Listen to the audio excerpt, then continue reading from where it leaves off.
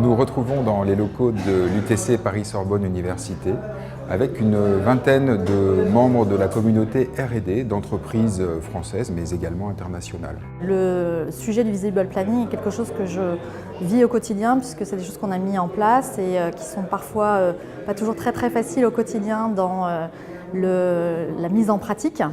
Et le partage d'expériences avec d'autres entreprises qui l'ont mis également en place est très intéressant pour voir les enjeux et puis les points forts et les points faibles de ce genre de méthode. De voir également que les principaux sujets qui ont été identifiés par Kyle Management et Stéphane sont les sujets qui aujourd'hui nous posent problème dans la mise en place de ces méthodes de management visuel et également de voir et de croiser que c'est une méthode qui amène à des succès, qui amène à des améliorations de fonctionnement. C'est quelque chose d'extrêmement plaisant. Et de se dire qu'on s'est engagé dans une démarche qui est fructueuse, c'est quelque chose de toujours encourageant. On a commencé à mettre en place le visual management, le visual planning chez nous.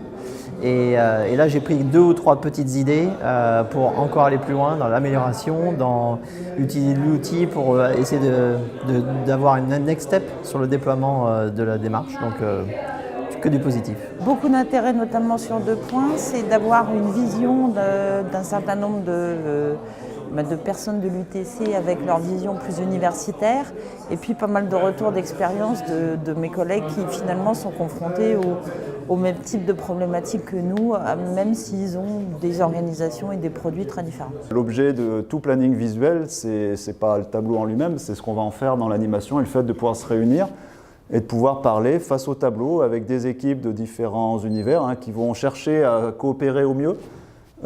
Qui vont travailler dans un esprit de confiance, c'est-à-dire quand je pose un post-it en disant vis-à-vis de l'équipe, ce livrable-là ou cette activité, je vais la faire dans 15 jours, je m'engage vis-à-vis de l'équipe. Donc en contrepartie, si je suis membre de l'équipe, je vais faire confiance en celui qui me donne un livrable et je vais m'organiser en conséquence de ce qu'il a déposé.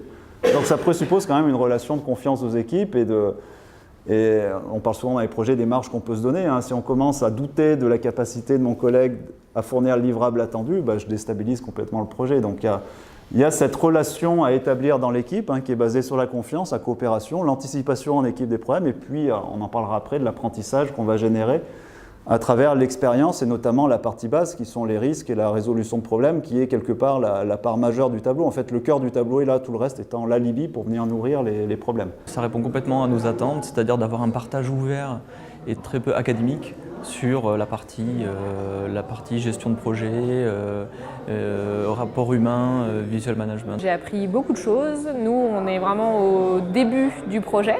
On n'a pas encore mis en place ça va venir dans les semaines à venir. Et du coup, très contente d'avoir un retour de gens qui sont plus avancés dans les étapes. On n'applique pas chez nous le Visible Planning, mais justement, je cherchais à trouver un petit peu des conseils, des orientations, des avantages, des inconvénients de la méthode et de la méthodologie. Donc j'ai des débuts de réponse et puis encore plein de questions qu'il faudra traiter par ailleurs. Et je pense que c'est un des éléments qui pourrait contribuer à améliorer nos processus de développement de projet. En un mot, chez nous, le plus important, c'est la coopération. Ça a permis aux gens de travailler ensemble. Parce que ce n'est pas parce qu'on est nommé sur un projet, parce qu'on est dans le même bureau, que finalement on travaille réellement ensemble. Et le planning visuel, c'est vraiment ça, c'est la notion de coopération. Il y a plein d'autres avantages. Mais si je devais en retenir qu'un seul, coopérer.